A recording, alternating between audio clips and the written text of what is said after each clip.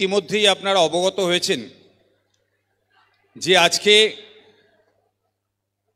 দমদম রবীন্দ্র ভবনে আমরা সকলে কেন সমবেত হয়েছি। আপনারা জানেন আগামী 10ই মার্চ সর্বভারতীয় তৃণমূল কংগ্রেসের ডাকে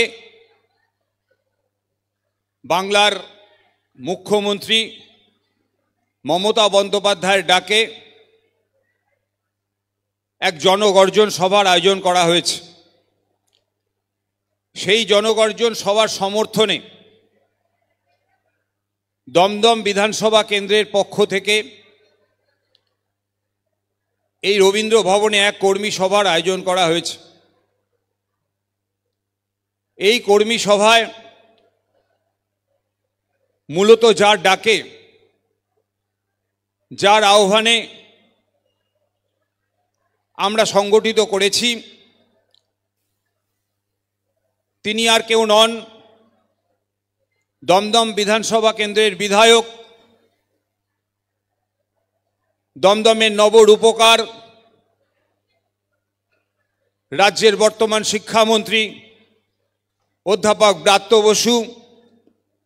মূলত তারই আহ্বানে আজকের এই কর্মী সভার ডাক দেওয়া হয়েছে। এই কর্মী সভায় ইতিমধ্যে উপস্থিত হয়েছেন রাজ্যের কৃষিমন্ত্রী মাননীয় শ্রী শোভনদেব চট্টোপাধ্যায় মহাশয়।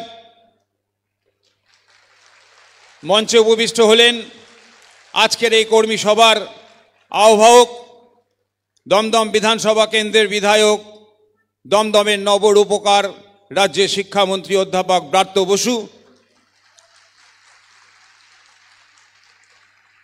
মঞ্চে উপবিষ্ট আছেন দমদম পৌরসভার পৌর প্রধান শ্রী হরেন্দ্র সিংহ মহাশয়। আমি মঞ্চে আহ্বান করছি দমদম লোকসভা কেন্দ্রের সাংসদ, ভারতবর্ষের শ্রেষ্ঠ সাংসদ অধ্যাপক সৌগত রায় মহাশয়কে।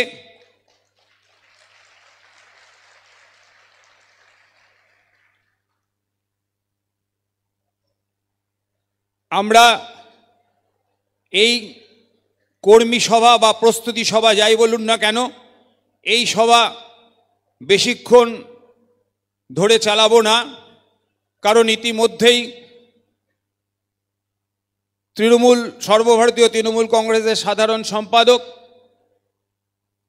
মাননীয় শ্রী অভিষেক বন্দ্যোপাধ্যায়ের একটা ভিডিও কনফারেন্স আছে, সেখানে আমার নেতৃত্বরা সকলে ব্যস্ত হবেন। তাই মঞ্চ উপবিষ্ট হলেন আমাদের প্রিয় সাংসদ অধ্যাপক সৌগত রায়। আমি প্রথমেই রাজ্যের কৃষিমন্ত্রী, সকলের অত্যন্ত সম্মানীয় মানুষ শ্রী শোভনদেব চট্টোপাধ্যায়কে আজকের এই কর্মী সভা কিছু বলার জন্য অনুরোধ করছি।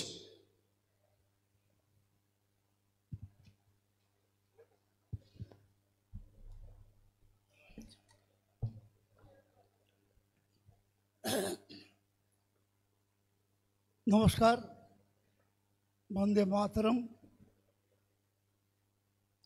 আজকে দমদম বিধানসভা কেন্দ্রের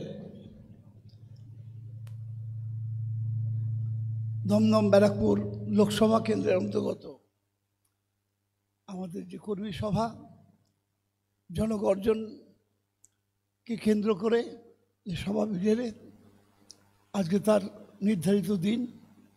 গতকাল ছিল প্রথমে, কোনো কারণে আজকে হচ্ছে। গতকাল 3টে কেন্দ্রে ছিল, আমরা করেছি। তার আগে 3টে কেন্দ্রে ছিল, সেটাও করেছি। অর্থাৎ এই লোকসভার অন্তর্গত যে 7টা কেন্দ্র, আজকে সেই 7ম কেন্দ্রের সভা হচ্ছে। এখানে আছেন দমদম বিধানসভা কেন্দ্রের যিনি চেয়ারম্যান, আমাদের রাজ্যের শিক্ষামন্ত্রী শ্রী ব্রাত্য বসু আছেন। এই অঞ্চল থেকেই লোকসভায় তিনবারের নির্বাচিত সাংসদ এবং অত্যন্ত দক্ষ বলিষ্ঠ সাংসদ হিসেবে যার নাম প্রতিষ্ঠিত হয়েছে লোকসভায়, সেই সৌগত রায়।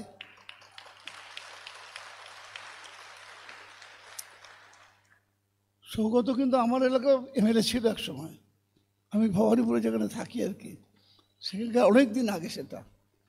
আছেন দমদম মিউনিসিপ্যালিটি চেয়ারম্যান হরিন্দর সিং এবং ভাইস চেয়ারম্যান বরুণ নট্ট আছেন, আপনারা অনেকেই যারা কাউন্সিলর, সিআইসি এবং বিভিন্ন দলের পদাধিকারী সকলে আছেন। খুব দীর্ঘ সময় বলার অবকাশ নেই, কারণ আমাদের 7টার সময় একটা ভার্চুয়াল মিটিং আছে অভিষেকের সঙ্গে, সেখানে থাকতে হবে আমাকে এবং ব্রাত্য উভয়কেই থাকতে হবে। দুজনেই এখানেই করব, আমার কোনো জায়গা নেই এখান থেকে বেরিয়ে করার, এখানেই করব। যাই হোক, এই যে সভা ব্রিগেড ময়দানের, এই সভাটা নিশ্চয়ই আপনারা উপলব্ধি করতে পারছেন যে কেন এই সভার ডাক দেওয়া হয়েছে। মূল কারণ হলো কেন্দ্রীয় সরকারের যে স্বৈরাচারী মানসিকতা, আইন না মানার প্রবণতা, আইনকে অপব্যবহার করা, এবং যেখানে বিরোধী শক্তি আছে সেই বিরোধী শক্তিকে যে কোনো মূল্যে তাকে আঘাত করা, এবং সর্বোপরি আমাদের রাজ্যের সবচেয়ে নিচের তলার যে মানুষগুলো, যাদের জন্য দেশকে আইন করতে হয়েছিল, যে গরিব মানুষকে গ্রামের 100 দিনের কাজ দিয়ে সেই মানুষগুলোকে বাঁচার জন্য বন্দোবস্ত করে দিতে হবে, মিনিমাম অ্যাসিওর্ড যে 100 দিনের কাজ দিতে হবে এবং পারিশ্রমিকও দিতে হবে।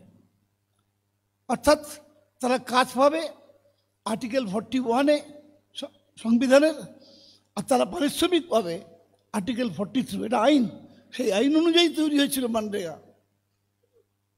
আজকে এই যে মানুষের টাকা আটকে দেওয়া, শুধুমাত্র যেসব রাজ্যে বিজেপি নেই সেই রাজ্যগুলোর উপর আক্রমণ হচ্ছে। বিজেপি আছে যে রাজ্যে, সে রাজ্যে অনেক দুর্নীতি হয়েছে, সে রাজ্যে প্রচুর দুর্নীতি হয়েছে, সেখানে আটকানো হয়নি। উত্তরপ্রদেশে আটকানো হয়নি, গুজরাটে আটকানো হয়নি, মধ্যপ্রদেশে আটকানো হয়নি। যেখানে যেখানে বিজেপি শাসন আছে সেসব জায়গায় কিন্তু এই গরিব মানুষের টাকা আটকে দেওয়া হয়নি। কাদের টাকা আটকানো হলো? যারা দিন আনে দিন খায়, যারা পরিশ্রম করেছে। এই নিয়ে আন্দোলন হয়েছে। এই আন্দোলনের সূচনা করেছিলেন মমতা বন্দ্যোপাধ্যায়, এই আন্দোলনকে আরও এগিয়ে নিয়ে গেছেন অভিষেক বন্দ্যোপাধ্যায়। আমরা তার সঙ্গে সকলে দিল্লি গিয়েছি, সেখানে অবস্থান করেছি। গান্ধী যেখানে শহীদ বেদি আছে সেখানে তার পাশে। তার পরবর্তীকালে আমাদের ডাকা হয়েছে মন্ত্রী দেখা করবেন বলে, সেখান থেকে আমাদের সঙ্গে দেখা না করে মন্ত্রী বেরিয়ে চলে গেছে। এই যে অহংকার, এই যে অহমিকা, এটা বাংলার মানুষ কিন্তু কোনোদিন সহ্য করেনি, এর আগে কখনো করবে না। বাংলার মানুষ বিদ্রোহ করতে জানে, বাংলার মানুষ অত্যাচারীর বিরুদ্ধে চোখে চোখ রেখে কথা বলতে জানে। এটা আমাদের ট্র্যাডিশন।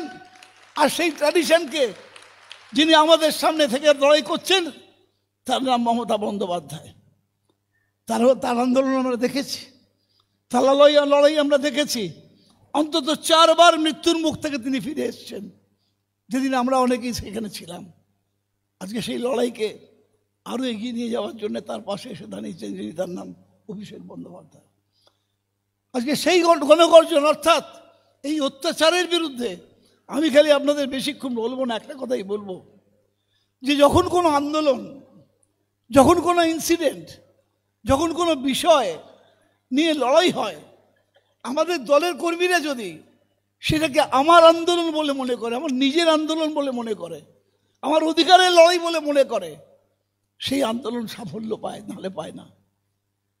সেই রাজার আদেশে সব প্রজাকে পুকুরে দুধ ঢালতে বলা হয়েছিল।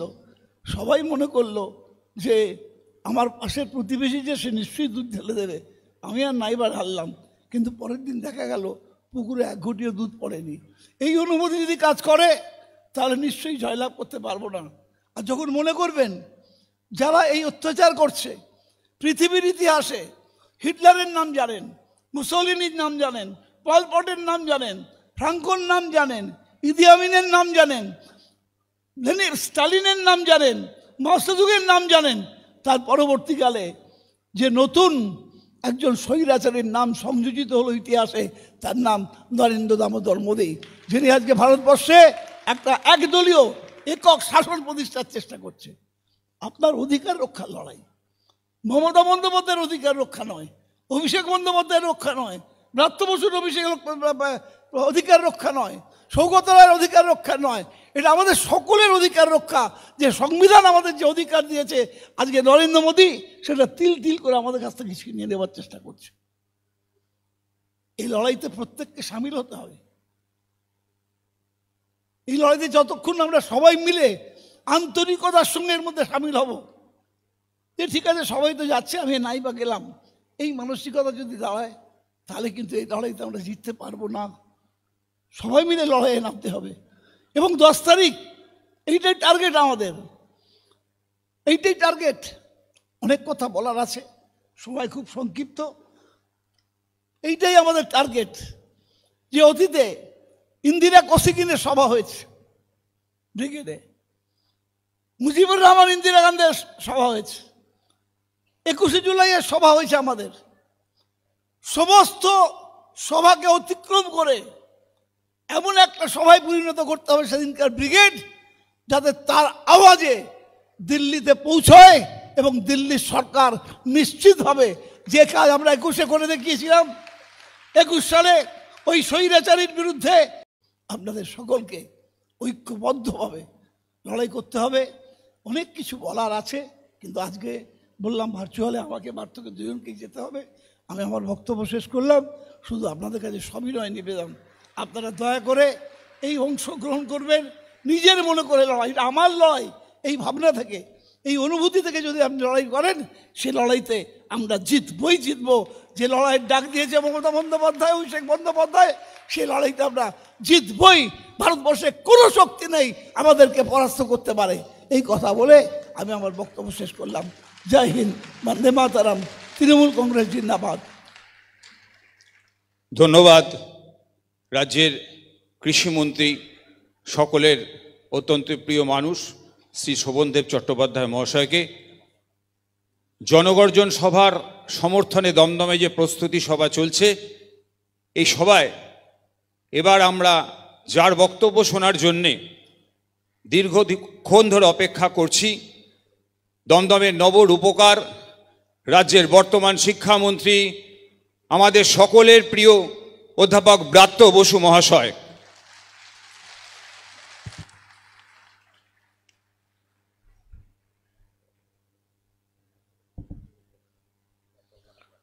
ধন্যবাদ। আমার দক্ষিণ দমদম টাউন প্রেসিডেন্ট, টাউনের সভাপতি, সর্বভারতীয় তৃণমূল কংগ্রেসের সভাপতি শ্রী রাজু সেন শর্মাকে, এতক্ষণ বক্তব্য রাখলেন আমাদের অত্যন্ত শ্রদ্ধার মানুষ। মমতা বন্দ্যোপাধ্যায় তৃণমূল কংগ্রেস যখন গঠন করেন, সেই দুর্ধর্ষ বাম জমানা, সেইখানে প্রথম যিনি বিধায়ক হয়েছিলেন তৃণমূল কংগ্রেসের টিকিটে, এখন তিনি আমাদের রাজ্যের সম্মানীয় মন্ত্রী, খর্দা কেন্দ্রের বিধায়ক। লেখালেখি করতে খুবই ভালোবাসেন, লেখেন নিয়মিত এখনো, শ্রী শোভনদেব চট্টোপাধ্যায় আছেন। আমাদের সবার শ্রদ্ধার মানুষ, আমাদের 3 বারের সাংসদ, যার 4 বার সাংসদ হওয়াটা শুধু সময়ের অপেক্ষা। সেই প্রাক্তন কেন্দ্রীয় মন্ত্রী, আমাদের অত্যন্ত গর্বের সাংসদ, ভারতবর্ষের অন্যতম শ্রেষ্ঠ সাংসদ অধ্যাপক সৌগত রায়। দমদম পুরসভার চেয়ারম্যান হরিন্দর সিং এখানে আছেন, আর আমার সামনে দমদম এবং দক্ষিণ দমদমের সমস্ত পৌর প্রতিনিধিরা এখানে বসে আছেন, আর আমার প্রিয় প্রাণের দমদমের কর্মীরা এখানে আছেন, যাদের জন্যে মমতা বন্দ্যোপাধ্যায় 3 বারের সরকার গঠন করতে পেরেছেন, যাদের মমতা বন্দ্যোপাধ্যায় মনে করেন যে কর্মীরাই আমাদের দলের প্রকৃত সম্পদ। আপনারা জানেন, শোভনদা বলেছেন, আমাদের সত্যি একটু পরে 7টায় মিটিং আছে, আমি খুব সংক্ষেপে বলবো, কিন্তু বিষয়টা কি আপনারা জানেন। 11,000 কোটির ওপর টাকা আমাদের বকেয়া। এই বকেয়া মমতা বন্দ্যোপাধ্যায় দীর্ঘদিন ধরে দরবার করেন। 2021 সালে হারার পর বিজেপি বলতে শুরু করে যে রাজ্যে দুর্নীতি হয়েছে, টাকা দেব না। একই অভিযোগ উত্তরপ্রদেশে 100 দিনের কাজের ইউসি দেওয়ার ক্ষেত্রে ছিল, কিন্তু তাদের টাকা কেন জানি না রহস্যজনকভাবে চলে আসে কেন্দ্রীয় ট্রেজারি থেকে। পশ্চিমবঙ্গের টাকা কিছুতেই আসে না। গত 2রা অক্টোবর গত বছরের, এই জন্য আমাদের সর্বভারতীয় সাধারণ সম্পাদক অভিষেক বন্দ্যোপাধ্যায় দিল্লি চলোর ডাক দেন। 2রা অক্টোবর গান্ধী জয়ন্তীতে, গান্ধী জন্মদিবসে আমরা রাজঘাটে শান্তিপূর্ণ ধর্নায় বসি। রাজ্যের আমাদের তৃণমূল কংগ্রেসের পশ্চিমবঙ্গের যত জনপ্রতিনিধি বিধানসভা এবং লোকসভায় আছেন সবাইকে নিয়ে, এবং রাজ্যসভায় আছেন সবাইকে নিয়ে বসেন, সাংসদ এবং এমএলএ এবং মন্ত্রীদের নিয়ে। শান্তিপূর্ণ অবস্থান চলতে চলতেই পুলিশ এসে প্রায় আমাদের তুলে দিতে চায়। আমাদের এখানে পুলিশ শুধু রাস্তা আটকালে, 144 ধারায় যেতে না দিলে, মিডিয়া যেরকম এখানে হায় হায় করে, আমি দিল্লিতে আমরা ঠিক একটা উল্টো চিত্র দেখলাম। সেখানে আমরা বসছি এবং মহিলাদের এসেও পুলিশ ধাক্কা দিচ্ছে। 3 তারিখ আবার আমরা যন্তর মন্তরে আমাদের অবস্থানে বসি, সেখানে আমাদের সভা চলতে থাকে এবং সেখান থেকে আমরা কৃষি ভবনে পদযাত্রা করে সন্ধ্যেবেলা যাই। আগে থেকে পূর্ব নির্ধারিত কৃষিমন্ত্রীর সাক্ষাৎকার নিয়ে, কেন্দ্রীয় কৃষিমন্ত্রীর সাক্ষাৎকার নিয়ে, কিন্তু কেন্দ্রীয় কৃষিমন্ত্রী কেন জানি না সময় দিয়েও তিনি সেদিন দপ্তর থেকে প্রতিমন্ত্রী পালিয়ে যান। আমাদের প্রতিনিধি অভিষেক বন্দ্যোপাধ্যায়ের নেতৃত্বে আমরা ওখানে বসে থাকি। তারপর কি হয়েছে আপনারা সবাই জানেন। পুলিশ দিয়ে লাঠিচার্জ করিয়ে, গ্রেপ্তার করিয়ে, হিঁচড়ে টেনে বাইরে বার করে আন্দোলনকে নিষ্ঠুরভাবে দমন করা হলো। আমরা হাল ছাড়লাম না, আমরা ডেপুটেশন ওখানে জমা করালাম এবং ফিরে এসে 5ই অক্টোবর থেকে অভিষেক বন্দ্যোপাধ্যায় লাগাতার রাজভবনের সামনে ধর্নায় বসলেন এবং রাজ্যপালের কাছে দাবি তুললেন যে আমাদের ডেপুটেশন আপনাকে নিতে হবে এবং কেন্দ্রীয় সরকারের কাছে পৌঁছতে হবে। 9 তারিখে আগে রাজ্যপাল দেখাই করলেন না। 9 তারিখ রাজ্যপাল এলেন, দেখা করলেন এবং কথা দিলেন যে আমাদের বক্তব্য তিনি দিল্লিতে যথাবিহিত জায়গায় পৌঁছে দেবেন। এর মধ্যে পুজো এসে যায়। পুজো যেতে না যেতেই এই আন্দোলন আবার পুজোর রেশ কাটলো। মানুষ উৎসবের মধ্যে জড়িয়ে পড়লেন। আমাদের অনেক কর্মী, অনেক মানুষ, অনেক প্রতিনিধি তারা পুজো করেন এলাকায়, সেখানে কাজ করলেন, কিন্তু পুজো মিটতে না মিটতেই আমাদের আন্দোলনের তীব্রতা আরও তুঙ্গে উঠল। এবার স্বয়ং মুখ্যমন্ত্রী, আমাদের নেত্রী, তিনি ময়দানে ধর্নায় বসলেন। টানা একটা 12 দিন ব্যাপী ধর্না চলল শেষ অবধি, এবং তাতেও কোনো বিকার নেই। মমতা বন্দ্যোপাধ্যায় এই ধর্নার সাফল্য বোঝালেন। তিনি সারা ভারতবর্ষকে সাক্ষী রেখে বললেন যে কেন্দ্রীয় টাকা, বকেয়া টাকা, হকের টাকা বিজেপি বাঙালিকে দিল না, বাঙালিকে হাতে না মেরে ভাতে মারতে চাইছে যে বিজেপি, সেই পুরো টাকাটা ধাপে ধাপে রাজ্য সরকারই দিয়ে দেবে। আবাস যোজনার টাকা, 100 দিনের টাকা, নারেগার টাকা, যে টাকা আছে পুরো টাকাটা রাজ্য সরকার সেই বকেয়া মেটাবে। কিন্তু আমাদের টাকাটা তো পাওয়া হলো না। ফলে আমাদের আন্দোলন জারি আছে। মানুষের অসুবিধে নেই, মানুষের অসুবিধা হবে না। গতকাল আমরা এই 10 তারিখ আপনারা জানেন জনগর্জন সভা, যে কারণে যে ব্রিগেডে আমার নেত্রী ডাক দিয়েছেন, অভিষেক বন্দ্যোপাধ্যায় তার সেনাপতি, এই 10 তারিখে আমাদের এই মিটিং উপলক্ষে পার্টি থেকে, আমাদের সর্বভারতীয় তৃণমূল কংগ্রেস থেকে ট্রেন ভাড়া করা হলো নর্থ বেঙ্গল থেকে, স্পেশাল ট্রেন। 11 লক্ষ টাকা ডিপোজিট নিল ভারতীয় রেল। এবং ঠিক দিল্লির মতোই ওই ধর্নায় যাওয়ার আগে আমাদের কর্মীদের ট্রেন যেভাবে বাতিল করা হয়েছিল, আইআরসিটিসি কালকে চিঠি দিয়ে জানালো নর্থ বেঙ্গলের কোনো স্পেশাল ট্রেনের পারমিশন তারা দিচ্ছে না। অর্থাৎ আলিপুরদুয়ার বা কোচবিহার থেকে যে, বা জলপাইগুড়ি থেকে যে কর্মীদের আসার কথা ছিল তারা আসতে পারবে না। কাল সন্ধ্যেবেলায় পার্টি থেকে আমাদের প্রেস কনফারেন্স ডাকা হলো, তড়িঘড়ি করে প্রেস কনফারেন্স আমরা ডাকলাম অভিষেক বন্দ্যোপাধ্যায়ের কথা, এবং অভিষেক বন্দ্যোপাধ্যায় এবং আজকে নেত্রী এবং কালকে আমরাও জানিয়েছি যে আপনারা ট্রেন না দিতে পারেন। কিন্তু তৃণমূল কংগ্রেসকে কি এইভাবে আটকাতে পারবেন? মমতা বন্দ্যোপাধ্যায় একটা ডাক দিলে কুচবিহার তো কুচবিহার, জলপাইগুড়িতে জলপাইগুড়ি, পুরুলিয়া বাঁকুড়া থেকে মানুষ হেঁটে ব্রিগেডে চলে আসবে।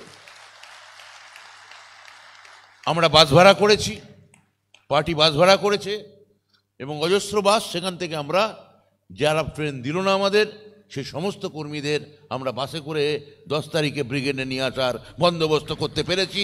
তৃণমূল কংগ্রেসকে এইভাবে আটকানো যায়নি, যাবে না। একটা আশ্চর্য পার্টি বিজেপি। গতকাল দেখুন, দুদিন আগে তাদের প্রাথমিক দফার 150 জন প্রায় ক্যান্ডিডেটের নাম ঘোষণা করেছে। মহিলা ক্যান্ডিডেট 12%ও নেই। আপনারা জানেন ভারতবর্ষের নিয়ম অনুযায়ী এখন মহিলা 35% সংরক্ষণ রাখতেই হবে। 12% মহিলা বিজেপি দেয়নি। এতটাই নারী বিদ্বেষী বিজেপি। আরও মারাত্মক ব্যাপার হচ্ছে 150 প্রার্থীর মধ্যে আপনারা যদি খেয়াল করে দেখেন, কেরলের মাইলাপুরম ছাড়া একটিও মুসলিম সংখ্যালঘু ক্যান্ডিডেট নেই। এবং মাইলাপুরম আপনারা জানেন সেটা হচ্ছে এমন জায়গা যেখানে বিজেপি জেতার কোনো সম্ভাবনা নেই।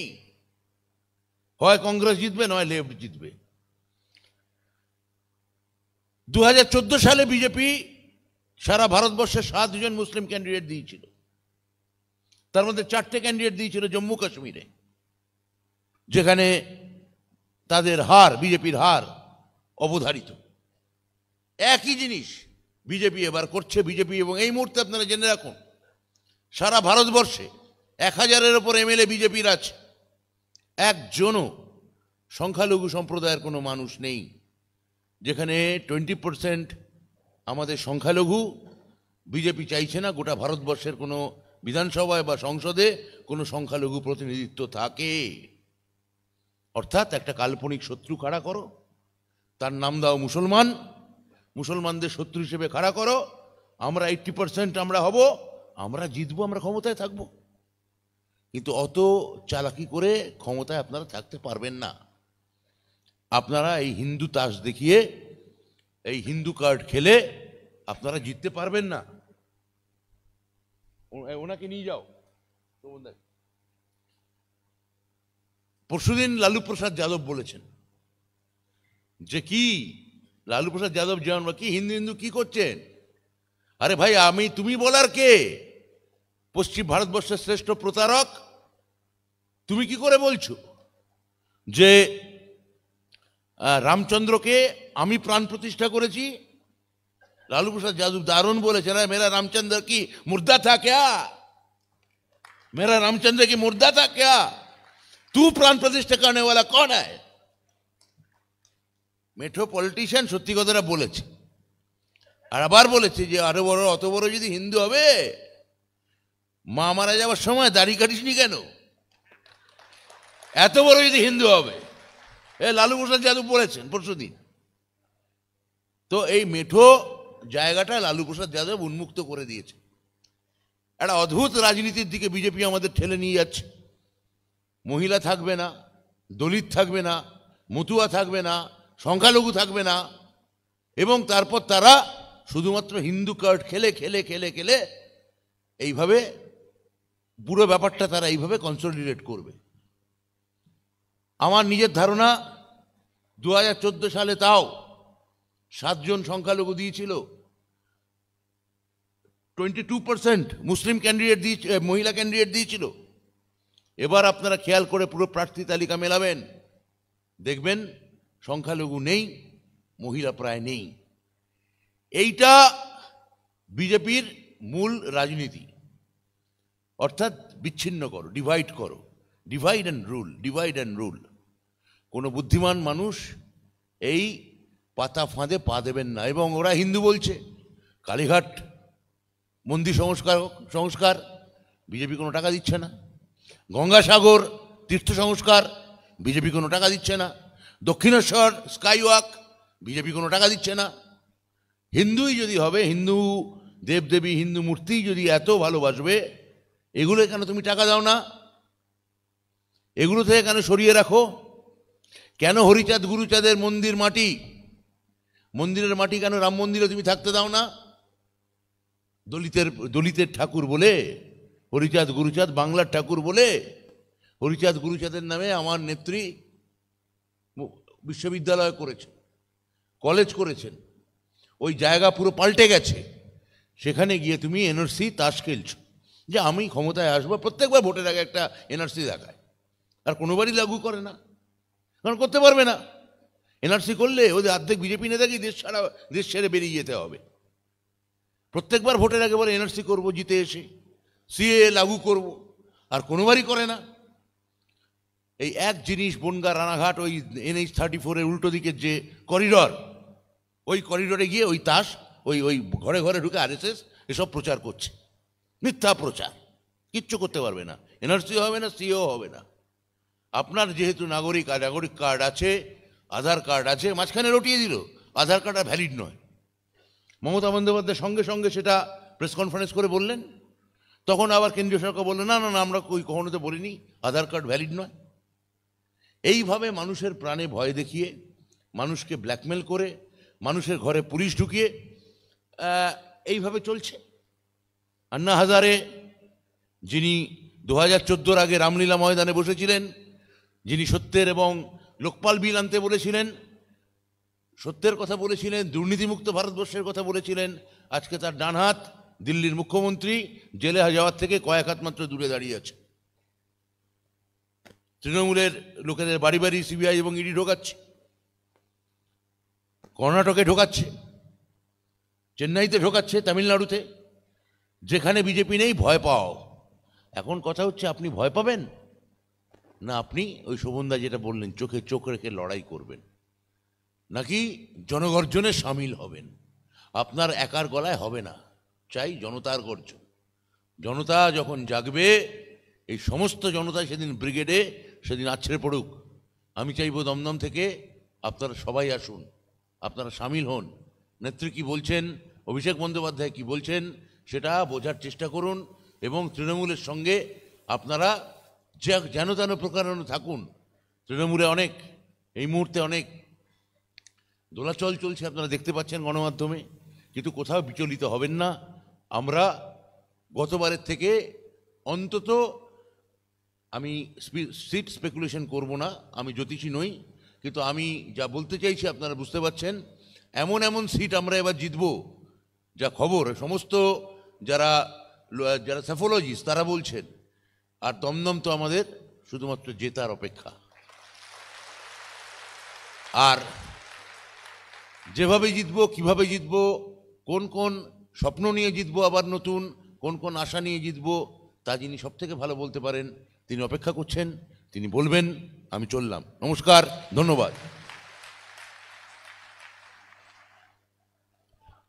ধন্যবাদ। দমদমের নবরূপকার রাজ্যের শিক্ষামন্ত্রী, যার কথা অসাধারণ বক্তব্য আপনারা এতক্ষণ ধরে শুনলেন। এবার এই কর্মী সভার বক্তব্য রাখবেন দমদমের সাংসদ, এই মুহূর্তে ভারতবর্ষের অন্যতম শ্রেষ্ঠ সাংসদ অধ্যাপক সৌগত রায়।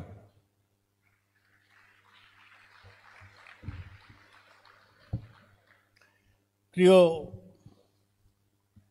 রাজু সেন শর্মা, প্রিয় হরিন্দর সিং, দমদম বিধানসভা কেন্দ্রের কর্মী সভায় এর আগে বলে গেলেন কৃষিমন্ত্রী শোভনদেব চট্টোপাধ্যায় এবং দমদমের বিধায়ক ব্রাত্য বসু। আমি আপনাদের কাছে খুব সংক্ষেপে 10 তারিখ আমাদের জনগর্জন সভার প্রস্তুতিতে দু চারটে কথা বলবো।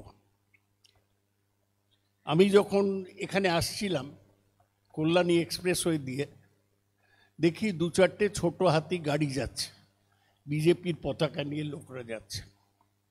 তাই বললাম, কিসের জন্য তোমরা যাচ্ছ?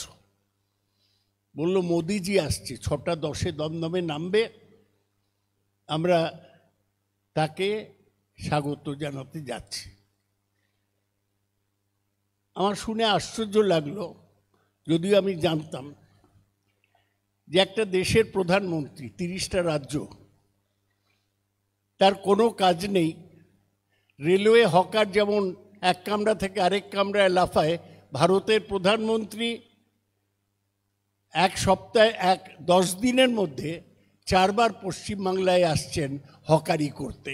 একদিন এলেন আরামবাগ, আরেক দিন এলেন কৃষ্ণনগর, কালকে আসছেন বারাসত, 9 তারিখ যাবেন শিলিগুড়ি।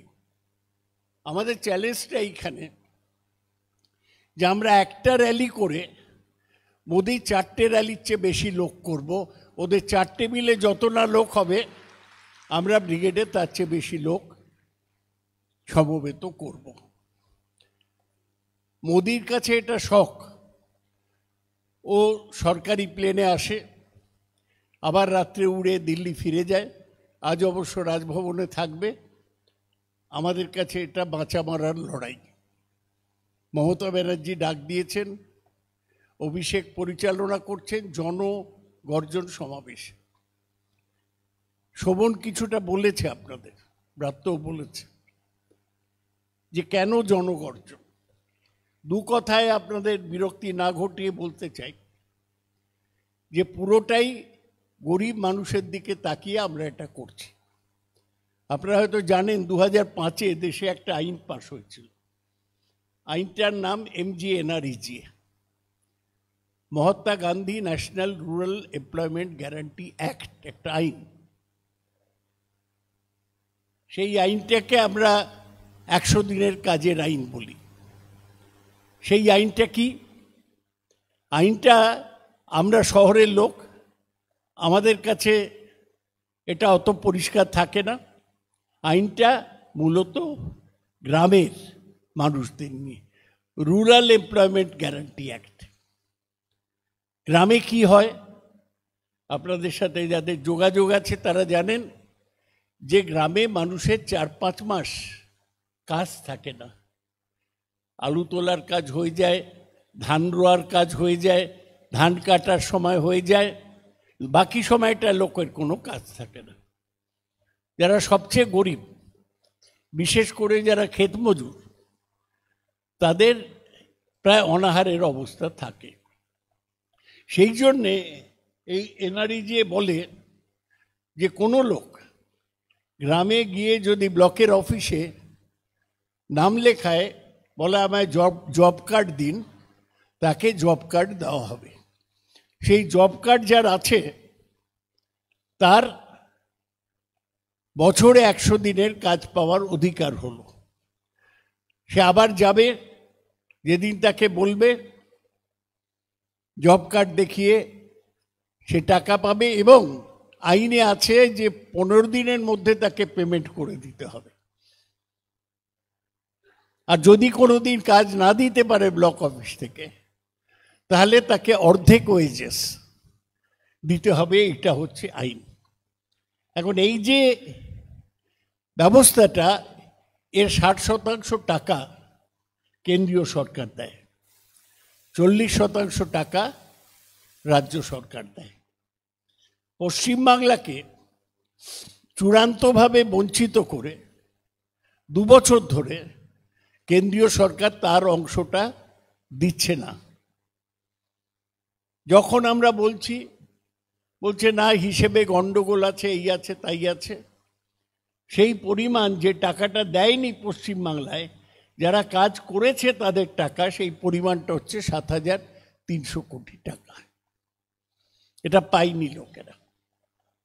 এটা অভিষেক ব্যানার্জি প্রথম তুলে ধরে। আমরা প্রথম ময়দানে কয়েকদিন অবস্থান করি। তারপরে অভিষেক ডাক দেয়, দিল্লি চলো। পুজোর আগে আমরা দিল্লি যাই। সবাই বলেছে যে গান্ধীজির সমাধিস্থলে আমরা একদিন অবস্থান করি। তারপর একদিন আমরা যন্তর মন্তর, দিল্লির কেন্দ্রস্থলে, সেখানে অবস্থান করি। সেখান থেকে মিছিল করে মন্ত্রীরা, এমপিরা আমরা কৃষি ভবনে যাই, যে কৃষি ভবনে গ্রাম উন্নয়ন বিভাগের দপ্তর।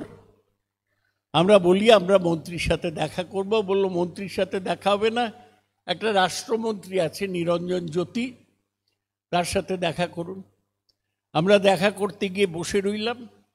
1 ঘন্টা, 2 ঘন্টা, 3 ঘন্টা কাটলো। আমাদের সন্দেহ হলো। আমরা গিয়ে শুনলাম যে মন্ত্রী পিছনের দরজা দিয়ে বেরিয়ে গেছেন। আমরা তখন ওখানে বসে রইলাম।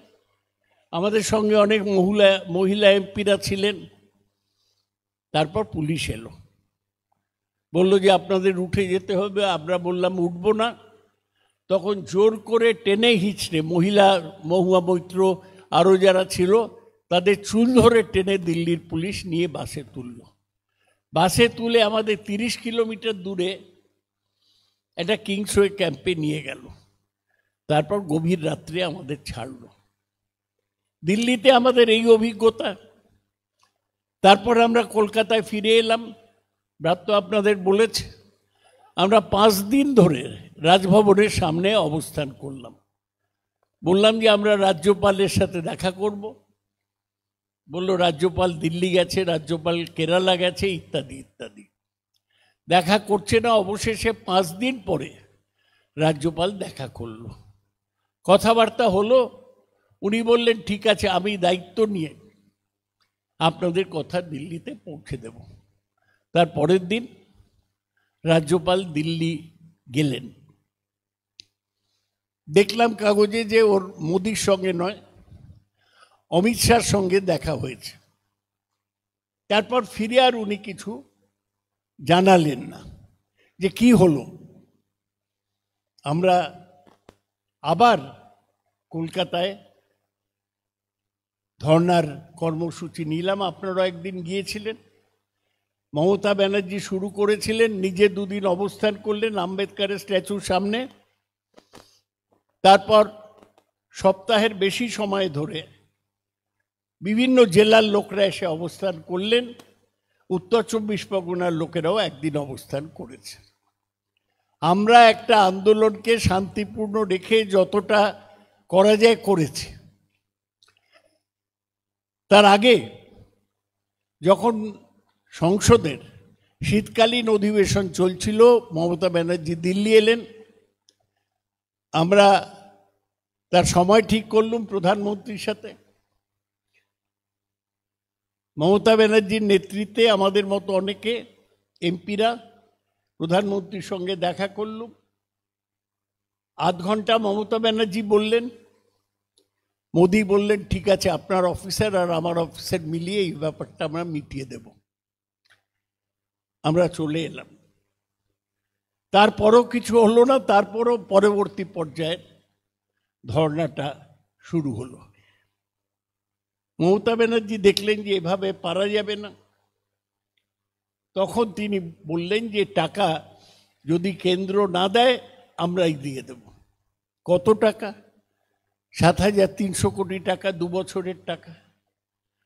মমতা ব্যানার্জি এবছর তার কথা রেখে বাজেটে 3,700 কোটি টাকা 8ই ফেব্রুয়ারির বাজেটে মঞ্জুর করা হয়েছিল। সেই 3,700 কোটি টাকা দিয়ে এবছর 24 লক্ষ কৃষককে, গ্রামের মানুষকে টাকা মিটিয়ে দেওয়া হয়ে গিয়েছে। 1 মার্চ থেকে টাকা মেটানো হয়েছে। ভারতবর্ষের কোথাও কোনো রাজ্য সরকার কেন্দ্রকে চ্যালেঞ্জ করে এইভাবে টাকা, কেন্দ্রের দেও টাকা দেয়নি। মমতা করে দেখিয়েছেন। এবং পরের বছরের টাকাও এইভাবে দিয়ে দেবেন। ওই যে 7,300 ভাগ করুন 3,700 করে 1 বছর, সেই টাকা মমতা দিয়ে দিয়েছেন। দিয়ে দেবেন, এবছর দিয়েছেন, পরের বার দিয়ে দেবেন। সুতরাং এইটা আমাদের দাবি। সেই জন্য আমরা জনগর্জন সমাবেশ করছি। কি বলতে, যে দিল্লির কানে যদি জল ঢোকে, আমরা অল্প লোক নিয়ে ধর্ণা দিয়েছি, দিল্লিতে বিক্ষোভ দেখিয়েছি, তাতে যদি না হয় ব্রিগেড থেকে 10 লক্ষ মানুষ এবার গর্জন করে দিল্লি অবধি আওয়াজটা পৌঁছবার চেষ্টা করবে। এক কথায় গরিব মানুষের স্বার্থে যে আন্দোলন, সেটা বন্ধ হবে না। তার কারণ এবার তো রাজ্য সরকার টাকা দিয়ে দিলেন, রাজ্যে অন্য উন্নয়নের কাজের জন্য টাকা নেই, পৌরসভার টাকা নেই, তার কারণ ওখানে টাকা দিতে হয়েছে। এই টাকা তো আমাদের ন্যায্য প্রাপ্য, সেই টাকা আমরা পাইনি, তাই আমাদের এই আন্দোলন চলবে। মমতা ব্যানার্জি এখানেই থামেননি, 11.5 লক্ষ লোক, 24 লক্ষকে এখানে দিলেন, 11.5 লক্ষ লোক তারা টাকা পায়নি আবাস যোজনার গ্রামে। মোট পরিমাণ কত? 8,400 কোটি টাকা। এখানেও টাকা দিচ্ছে না কেন্দ্র, কেন্দ্রের 60% দেবার কথা। মমতা কি বলেছেন? 2 মাসের মধ্যে কেন্দ্র টাকা না দিলে এই টাকাটাও আমরা দিয়ে দেব, যাতে গ্রামের লোক বাড়ি করতে পারে। আমরা চ্যালেঞ্জ গ্রহণ করেছি এবং সেই চ্যালেঞ্জটাকে সফল করতে জনগর্জন সমাবেশ আমাদের প্রথম পদক্ষেপ। আমরা দেখিয়ে দেব মোদিকে এবং সারা ভারতবর্ষকে যে মানুষ মমতা ব্যানার্জির সঙ্গেই আছে, কেন্দ্র ভয় দেখিয়ে আমাদেরকে সরিয়ে দিতে পারবে না। মোদি এসছিলেন, অনেক অসত্য কথা বললেন, যে টাকার হিসেবে দুর্নীতি হয়েছে। আজকেই গতকালই মমতা তমলুক থেকে বলেছেন যে প্রধানমন্ত্রী মিথ্যে কথা বলেছেন, তার ক্ষমা চাওয়া উচিত এই সকলের জন্য আবাসের প্রোগ্রামে। আমরা ওদের বিরুদ্ধে লড়ছি। মোদির লজ্জা নেই, নির্লজ্জ। ও তো রোজ টিভিতে বিজ্ঞাপন দিচ্ছে, মোদি কি গ্যারান্টি। মোদির গ্যারান্টি ছিল 2014 সালে যে উনি বিদেশ থেকে এনে 15 লক্ষ টাকা সবাইকে দিয়ে দেবেন, দেননি। বছরে 2 কোটি বেকারের চাকরি দেবেন, দেননি। যদি দিতেন তাহলে এতদিনে 20 কোটি বেকার চাকরি পেয়ে যেত, করেননি। আবার উনি মোদিকে গ্যারান্টি নিয়ে নেমেছেন। এবার শুধু গ্যারান্টি দিয়ে হবে না বলে রামকেও সঙ্গে নিয়ে এসছেন। এই প্রথম পৃথিবীতে একটা ঠাকুরের নামে এই প্রচার হচ্ছে। রাম মন্দির উদ্বোধন হয়েছে, মোদি শুয়ে পড়ে প্রণাম জানিয়েছেন, ভালো কথা। আমরা তো রাম পূজার বিরুদ্ধে নই, যদিও পশ্চিমবাংলায় রামের পুজো হয় না, রামের মন্দির নেই। আমি কলকাতা শহরে খোঁজ করেছি, সারা কলকাতা একটা মাত্র রাম মন্দির আছে। তার কারণ বাঙালিরা মাতৃতান্ত্রিক। আমরা দুর্গা, কালী, জগদ্ধাত্রী, এই দেবীদের আমরা পুজো করি, আমরা রামের পুজো করি না। এতে কোনো ক্ষতি নেই, কেউ রামের পুজো করতেই পারে। কিন্তু মোদি রামের পুজো করে যে ভোটের রাজনীতি করতে চাইছে, তার আমরা বিরুদ্ধে। তার কারণ আপনাদের বুঝতে হবে, মোদি যে রাস্তায় যাচ্ছে সেটা খুব পরিষ্কার। মোদি এই রাস্তায় চললে এরপরে যখন সময় হবে মোদি রাষ্ট্রপতি হয়ে যাবে, সংবিধান পাল্টে দেবে, তারপর ভারতবর্ষকে হিন্দু রাষ্ট্র বলে ঘোষণা করবে। তাতে যেটা হিসেব দিচ্ছিল ব্রাত্য, মহিলা, সংখ্যালঘু, তফসিলি, আদিবাসী সকলে বাদ পড়ে যাবে, 2য় শ্রেণীর নাগরিক হয়ে যাবে। ভারতবর্ষের যে ধর্মনিরপেক্ষতা সংবিধানে আছে সেটাই বিপন্ন হয়ে যাবে। এর বিরুদ্ধেই আমরা লড়ছি, এটা মনে রাখবেন।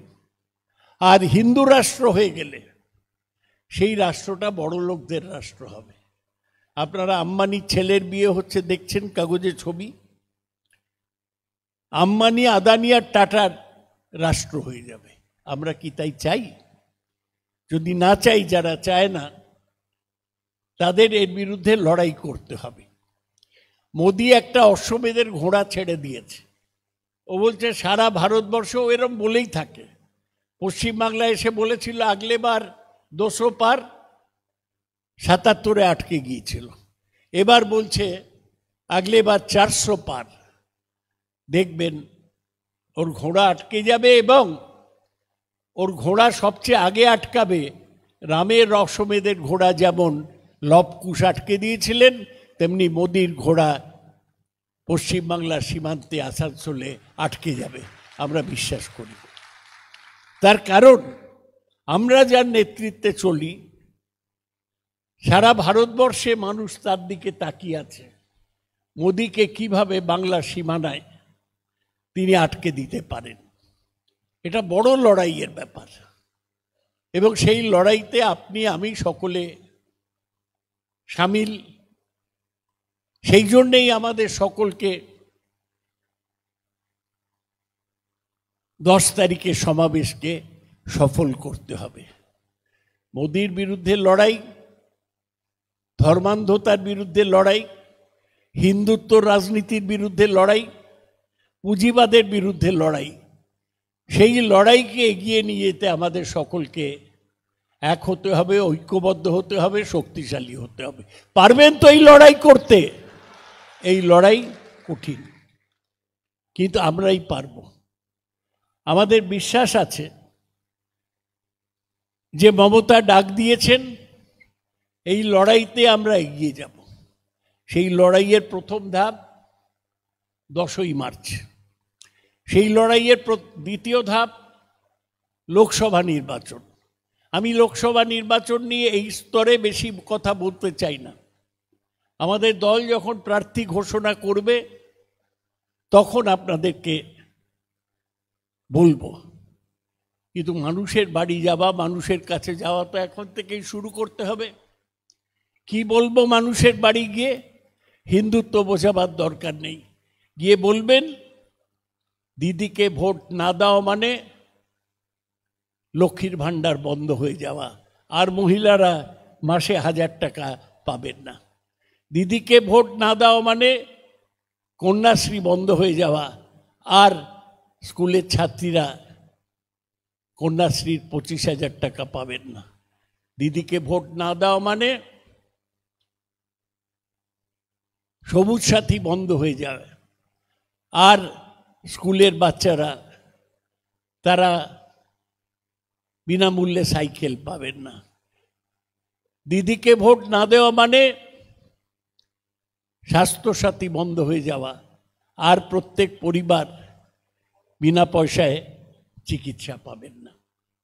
এই কথাগুলো আমরা মাইক থেকে বাইরে রাস্তায় বলি, সেটা বড় কথা নয়। এই যে এত মহিলা রয়েছেন, এত পুরুষ রয়েছেন, আপনারা বাড়ি বাড়ি গিয়ে বললে মানুষ তখন বিশ্বাস করবে, মানুষ তখন কনভিন্সড হবে, মানুষ তখন আপনাদের সাথে চলবে। সেই লড়াই কিছুদিন পরে শুরু হবে। একটা পার্টির পক্ষে নির্বাচন হচ্ছে যুদ্ধ। সৈনিকরা যেমন সারা বছর কুচকাওয়াজ করে, লেফট রাইট করে, কিন্তু যুদ্ধের সময় সবাই নেমে যায় অস্ত্র শস্ত্র নিয়ে। ওই কুচকাওয়াজটা তাদের যুদ্ধের প্রস্তুতি। আমরা সারা বছর যে মিছিল, মিটিং, পথসভা, জনসভা, খেলা মেলা সব করি, সব কি জন্যে? মানুষকে আমাদের সঙ্গে টানার জন্যে। তার চূড়ান্ত পরীক্ষা নির্বাচনের সময় হবে, এটা আপনারা মনে রাখবেন। আমি তাই আপনাদের দীর্ঘ বক্তব্য রাখব না। আমি আপনাদের আশীর্বাদে 15 বছর সাংসদ ছিলাম। দল আবার মনোনয়ন দিলে আবার আপনাদের শুভেচ্ছা নিয়ে লড়ব।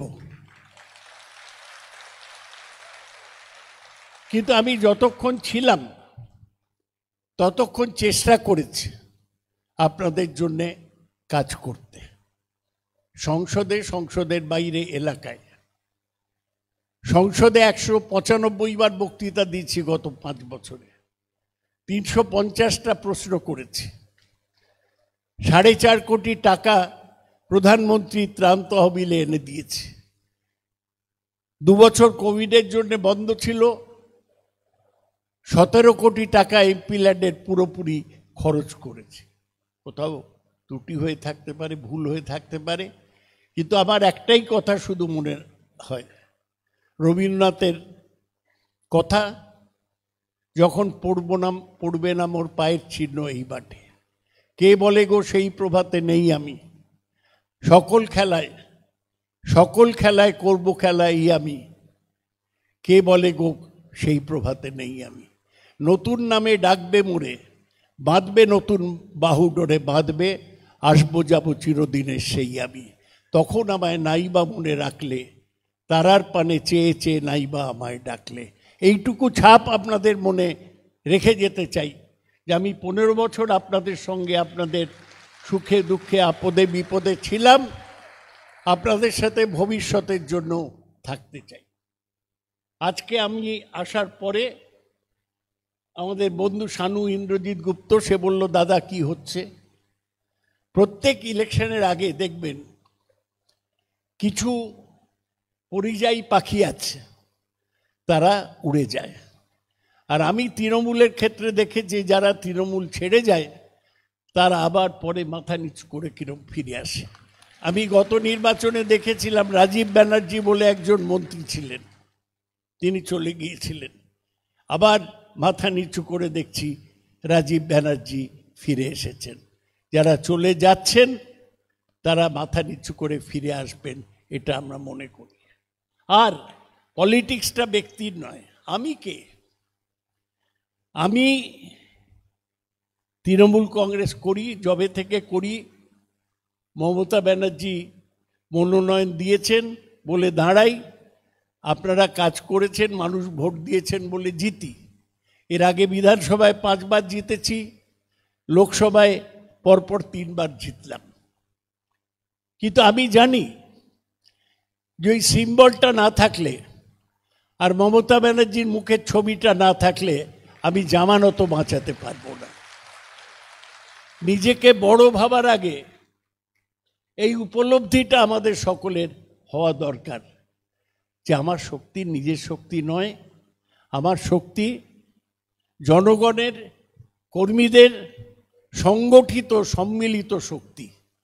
সেই শক্তিটাকে একসাথে রাখতে হবে। আমরা প্রত্যেকে যে স্তরে পার্টি করি, পার্টি মানে এই, এবং সেখানে কোনো দর্পের সুযোগ নেই। আমি দেখলুম আমার একটি প্রিয় ভাই ছেড়ে দিয়েছে আমাদের পার্টি, আমারই এলাকার এমএলএ ছিল তাপস, আমার খুব ওর প্রতি সহানুভূতি ছিল। কিন্তু যখন দেখলাম যে সে ছেড়ে দিয়েছে, তার কারণ তার বাড়িতে কেউ খোঁজ নেয়নি, তার বাড়িতে ইডি রেড হয়েছে, আমার মনে হলো এ পার্টির জন্যে পার্টি করে না, নিজের জন্যে পার্টি করেছে। কঠিন সময় নিজের লড়াই নিজেরই লড়তে হয়। পার্টি তারপরে থাকবে, এবং পার্টির কেউ ফোন করলো না বলে আমি দল ছেড়ে চলে গেলাম, এই মানসিকতা নিয়ে পার্টি করা যায় না। পার্টি করি আমরা যাতে অন্যের ভালো করতে পারি। পার্টি এই জন্যে করি না যে আমার সুবিধা হবে। আপনারা তাই আজকে আমি বলবো যে মানসিকভাবে তৈরি হন। একটা কঠিন লড়াই আমাদের সামনে আসছে। একটা সামনে টার্গেট 10ই মার্চ, ব্রিগেড উপচাতে হবে। এবং যারা দমদমে থাকে তারা তো একটা মেট্রোতে উঠলে আধ ঘন্টায় পৌঁছে যাবে, কষ্ট নেই। লোকে কুচবিহার 700 কিলোমিটার দূর থেকে আসবে, জলপাইগুড়ি 650 কিলোমিটার দূর থেকে আসবে, পুরুলিয়া 400 কিলোমিটার দূর থেকে আসবে। আমরা মেট্রোতে উঠবো আর পৌঁছে যাব। কেন আমরা আরও বেশি সংখ্যায় দেব না? দমদমকে দমদম রাখতে গেলে আমাদের শক্তিটা অটুট রাখতে হবে সংঘবদ্ধভাবে। দল থাকলে তার মধ্যে মনোমালিন্য থাকবে, মতভেদ থাকবে, সেটাই তো গণতন্ত্র। কিন্তু সেই গণতন্ত্র রক্ষা করতে গেলে আপনার আমার সকলের সক্রিয় হতে হবে। মানুষকে যেমন আমরা বোঝাবো যে দিদি না থাকা মানে লক্ষ্মীর ভাণ্ডার পাবেন না, পার্টির কর্মীতে বোঝাবো। আগে যেমন সিপিএমের আমলে ছিল, তৃণমূল না থাকলে মাথা উঁচু করে দমদমের রাস্তায় হাঁটতে পারবো না, পৌরসভায় মাথা উঁচু করে ঢুকতে পারবো না, ওদের কাছে মাথা নিচু করে ঢুকতে হবে। সেটা হতে পারে না। তাই আমরা রাখতে পারবো তো দমদমের মর্যাদা? আপনারা বলুন, আমাদের রাখতে হবে। এটাই বড় চ্যালেঞ্জ, এটাই তো রাজনীতি, এটাই তো পরিবর্তন। এই পরিবর্তনকে আমাদের সম্ভব করতে হবে। আপনারা অনেক মানুষ এসছেন এখানে, আমি আপনাদের কাছে কৃতজ্ঞ। দমদমে কখনো কর্মী সভায় কর্মীর অভাব হয় না। দমদমের কর্মীরা সজাগ, সচল এবং সচেতন। আমি আশা করব আপনাদের সামনে যে চ্যালেঞ্জ, সেই চ্যালেঞ্জ আপনারা মোকাবিলা করবেন। এই দমদমে আমরা তৃণমূলের ঝান্ডা উড়িয়ে রাখব। আর আমরা মনে রাখব, বিবেকানন্দ বলতেন, যখন জন্মেছিস দাগ রেখে যা। আমাদের দাগ আমরা পার্টির হয়ে একটা করে পাড়ায় দাগ টেনে দেবো, যে এইটাই কাজের লক্ষণ। আমি আর দীর্ঘ বক্তব্য রাখবো না। আমি ঠিক 32 মিনিট বলেছি। আপনারা সবাই খুব শান্ত হয়ে আমার বক্তৃতা শুনেছেন। বরাবরই আপনারা এই শুভেচ্ছা আমায় দেন যে আমার কথা শোনেন। আমি আপনাদের কাছে কৃতজ্ঞ। আমি সবাইকে নমস্কার জানিয়ে আমার বক্তব্য শেষ করছি। জয় হিন্দ, বন্দে মাতরম, তৃণমূল কংগ্রেস জিন্দাবাদ, মমতা ব্যানার্জি জিন্দাবাদ, জয় হিন্দ, জয় বাংলা। আমাদের মধ্যে উপস্থিত মাননীয় পৌরপ্রধান হরিন্দর সিং মহাশয়কে ধন্যবাদ জ্ঞাপনের মাধ্যমে আজকের সভা সমাপ্তি ঘোষণা করার অনুরোধ রাখছি।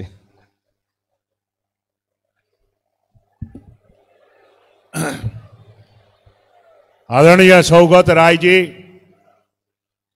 आदरणीय शिक्षा मंत्री ब्रात्यो बसु जी, आदरणीय कृषि मंत्री शोभनदेव चट्टोपाध्याय जी और दमदम विधानसभा के प्रत्येक कोने कोने से आए हुए हमारे तृणमूल कांग्रेस के लड़ाकू सैनिक जो आज इस रविंद्र भवन में आकर उपस्थित हुए हैं, मैं उन सबको तृणमूल कांग्रेस के तरफ से धन्यवाद जनाता हूं।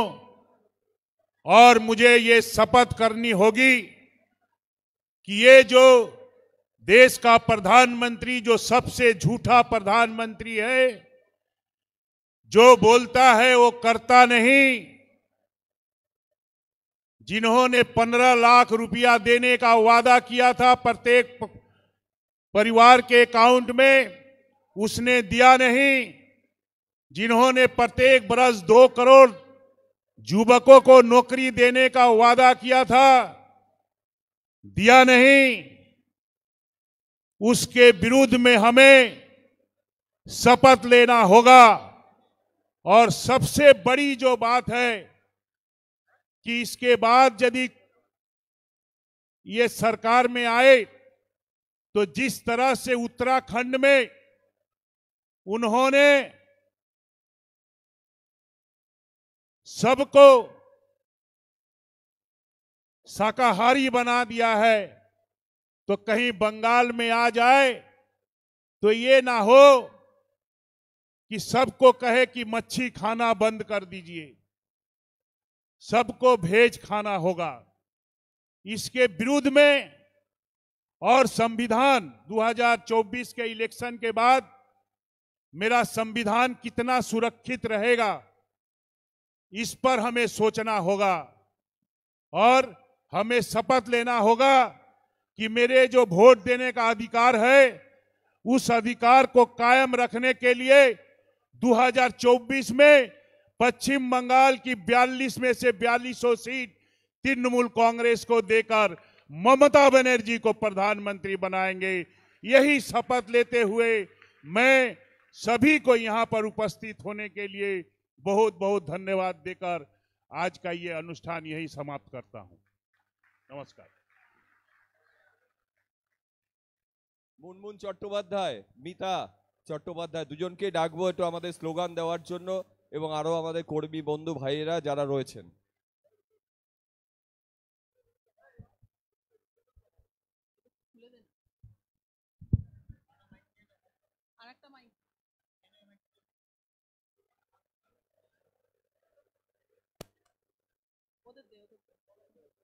Hello hello